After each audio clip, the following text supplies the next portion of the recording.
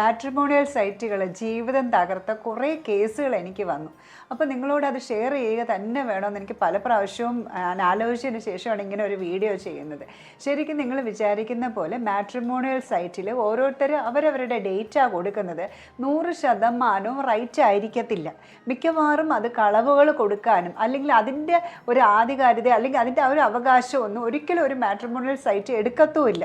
മിക്കപ്പോഴും വരുന്നത് ഈ ഒരു ഇതിൽ ചതിയിൽ അകപ്പെട്ടു പോകുന്നത് പെൺകുട്ടികളുടെ പാരൻസുമായിരിക്കും. ഇപ്പോൾ എനിക്ക് വന്ന കേസുകളിൽ ഒരു 3 കേസ് ഞാൻ പറയാം. ഒരെണ്ണം എന്ന് വെച്ച് കഴിഞ്ഞാൽ ഒരു സീരിയൽ മാരേജ് ചെയ്തുകൊണ്ടിരിക്കുന്ന ഒരാൾ, അദ്ദേഹം അതിനകത്ത് ഡിവോഴ്സ് എന്ന് മാത്രമേ എഴുതിയിട്ടുണ്ടായിരുന്നുള്ളൂ. ഈ പെൺകുട്ടിയുടെ സെക്കൻഡ് മാരേജ് ആയിരുന്നു.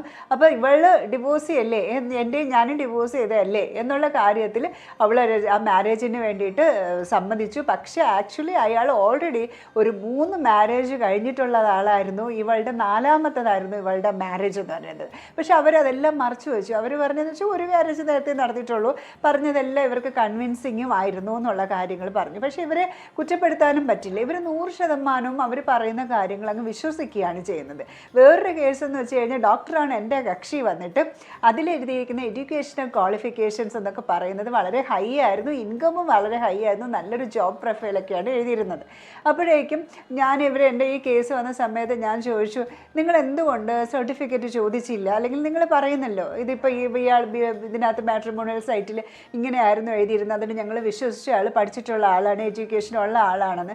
അപ്പോൾ ഞാൻ ചോദിക്കുന്നുണ്ട്, നിങ്ങൾ ഈ മറ്റേ ബിട്രോത്തിൽ ടൈം ഉണ്ടല്ലോ, അതിൽ റിസപ്ഷൻ എൻഗേജ്മെൻ്റ് ഒക്കെ കഴിഞ്ഞ സമയത്ത് എന്തുകൊണ്ട് നിങ്ങൾ മാരേജ് സർട്ടിഫിക്കറ്റ് ചോദിച്ചില്ല എന്ന് പറഞ്ഞപ്പോഴേക്കും ഇവർ പാരൻസും ആ കുട്ടിയും പറഞ്ഞതെന്ന് വെച്ചാൽ, മാഡം അതെങ്ങനെ നമ്മൾ ചോദിക്കും? നമ്മൾ ചോദിച്ചു കഴിഞ്ഞാൽ അവർക്ക് എന്തെങ്കിലും അത് ഒഫൻഡഡ് ആയിട്ട് തോന്നും, അല്ലെങ്കിൽ അവർക്കത് ഇഷ്ടപ്പെടാം. ഞാൻ പറഞ്ഞതെന്ന് വെച്ചാൽ, നിങ്ങളുടെ ആ ഒരു ചോദ്യം അവർക്ക് ഇഷ്ടപ്പെട്ടില്ല എന്നുണ്ടെങ്കിൽ നിങ്ങൾ ആ റിലേഷൻഷിപ്പ് അവിടെ വെച്ച് നിർത്തണമായിരുന്നു.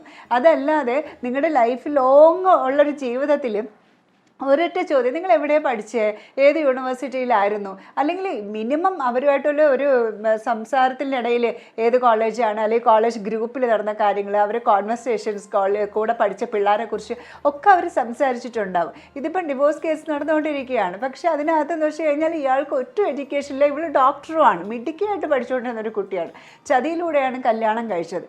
ഇനി വേറൊരു കേസ് വരികയാണ് എങ്കിൽ ഇവൾ വന്നിട്ട് ഇയാളുടെ ഈ ഹാബിറ്റ് പോലെ ഇത് തന്നെയാണ്. അതായത് മാട്രിമോണിയൽ സൈറ്റിൽ പരസ്യം കൊടുക്കുക, അതിൽ നിന്ന് റിലേഷൻഷിപ്പ് ആവുക, അവരുമായിട്ട് ലിവിങ് ടു ദ റിലേഷൻഷിപ്പ് ആവുക, കുറച്ച് കഴിയുമ്പോഴേക്കും കളയുക, പിന്നെയും മാട്രിമോണിയൽ സൈറ്റ് പോവുക. കാരണം മാരേജ് എന്ന് പറയുന്ന സംഭവത്തിലേക്ക് എത്തൂല.